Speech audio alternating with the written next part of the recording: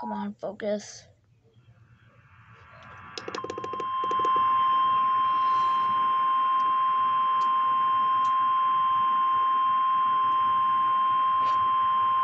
The National Weather Service has issued Tornado Watch number 603, effective until 9 p.m. This watch includes the following counties in North Carolina: Alamance, Person, and Randolph. Remember, a tornado watch means the conditions are favorable for the development of severe weather, including tornadoes, large hail, and damaging winds in and close to the watched area. While severe weather may not be imminent, persons should remain alert for rapidly changing weather conditions and listen for later statements and possible warnings.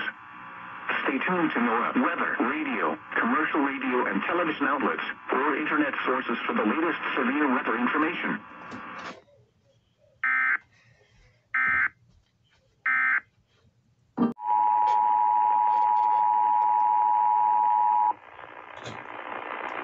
A tornado watch has been issued for Alamance County, Davidson County, Forsyth County, Guilford County, Person County, and Randolph County, effective until 9:22 p.m.